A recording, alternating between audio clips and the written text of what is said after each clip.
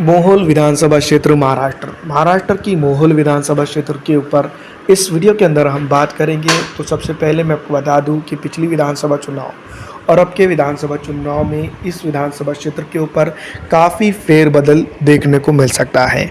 मोहोल की अगर हम बात करें तो दोस्तों मैं आपको बता दूं कि पिछड़ा, दलित, आरक्षित, मुस्लिम समाज के साथ इस विधानसभा क्षेत्र के ऊपर खुली तौर पर नाइंसाफ़ी हुई है।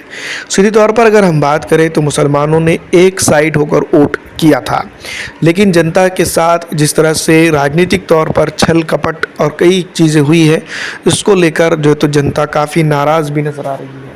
कुछ चीज़ों को लेकर दोस्तों मैं आपको बता दूं कि सत्ता पक्ष ने जो है तो जनता को खुश करने की एक बेबाक कोशिश की है, लेकिन जिस तरह से हालात हैं यहाँ के और जिस तरह की चीज़ें हैं, उन तमाम तर चीज़ों को अगर देखा जाए तो कई एक चीज़ें निकल कर सामने आती है। पिछड़ा, दलित, आरक्षित और कई अन्य चीज़ों के ऊपर अगर हम बात करें तो यहाँ पर सीधी तौर पर भारतीय जनता पार्टी और उसकी मौजूदा सरकार आम जनमानस के लिए लाभदायक नहीं साबित हुई है।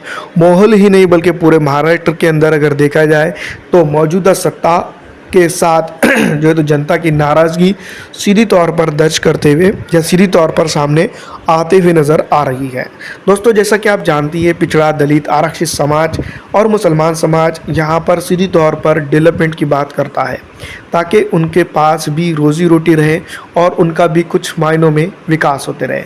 लेकिन दोस्तों मैं बता दूं कि जिस तरह से शिंदे सरकार वजूद में आई है, उसके बाद जनता ने दोस्तों मैं आपको बता दूं कि सिर्फ बंद और कई एक चीज़ों को ही फेस किया है। साथ ही साथ मराठा आरक्षण के मुद्दे के ऊपर जनता की बेबाक राय और जो है तो मौजूदा सत्ता की उससे मुंह मोड़ना, ये कई एक चीज़ें दर्शाता है। और मौजूदा तौर पर अगर हम बात करें तो भारतीय जनता पार्टी के लिए ये एक सरदर्द का माहौल बनता हुआ भी दिखाई दे रहा है। पिछड़ा, दलित, आरक्षित इन तन्ने समाज की अगर बात करें तो उनके साथ इंसाफ नहीं हुआ है। मुसलमानों की अगर हम बात करें तो खुले में इस्लाम और पैगंबर इस्लाम को लेकर जो है तो चेतावनी और कई गलत बातें अनाप शनाप जो है तो यहाँ के लोगों ने जो है तो बकी है।